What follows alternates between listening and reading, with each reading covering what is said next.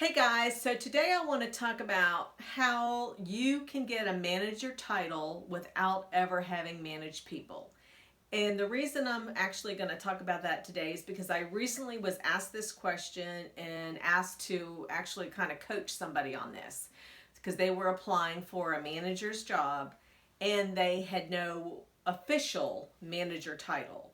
So I wanted to talk about this in case some of you who are watching my videos who are not managers yet but actually want to be a manager. All right. Hey, I'm Dr. Heather Williamson with the Transformation Group, and welcome back to the channel. All right, so this is kind of like Ask Dr. Heather Day. So I want to share with you how you can get a manager title without ever having managed people, because a manager was just not automatically born. They actually develop skills to actually manage people effectively. And I want you to think about, if you are wanting that manager title where you're going to have direct reports, I want you to think about how you can get there. And the first thing I want you to consider is I want you to create a list of all the organizations or anything that you've done to actually influence people. So it could be maybe you were sitting on a committee. Maybe you were sitting on maybe a committee for a nonprofit. Maybe you were managing a project, but you didn't actually have direct reports reporting to you. So I want you to consider anything, and I want you to create a list of all the examples where you have influenced people to get a result, but did not have direct reporting lines to you. All right.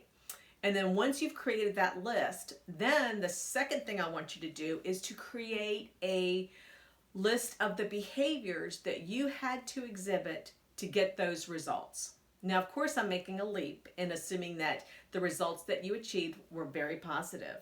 All right.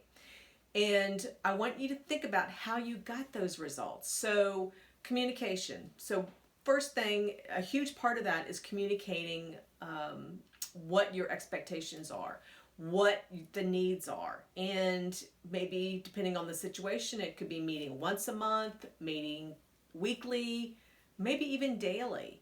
But identify what you did to communicate to your team. So how did you stay on top of that? And then once you identify that, then I want you to kind of think about how did you hold people accountable? What did you do? Did you meet with them? Did you set expectations and then they had to report back to you? How did you hold them accountable? And then if they were late on providing information or getting a result, how did you handle that? So write that down. And then I also want you to consider, how did you encourage sharing ideas? How did you encourage the team to provide feedback? Think about that. How did you, about sharing information? What did you do to encourage this? Because that is a huge part in managing people.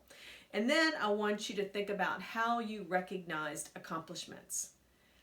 What did you do? Did you verbally share it with the team? Did you give shout outs? Because people want to feel appreciated for the work that they do. And in fact, I just did a video on this. So 5 ways to show appreciation to your employees. So check that out. And actually, I might provide the link in there for that as well in this video. But I want you to think about everything that you do to influence results, because you do it and you're not even realizing you're doing it. And I want you to be confident in what you're doing, because managing people, I say it all the time, it's not for the weak.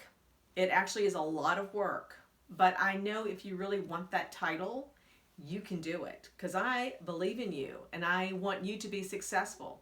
So go back and think about all the ways that you influence people. All right. And if you have other things about leadership that you are wanting information on, or how you can be better, always feel free to comment below, because I'm here to help you guys. So comment below, and that could be a great opportunity where I can share in another video. All right.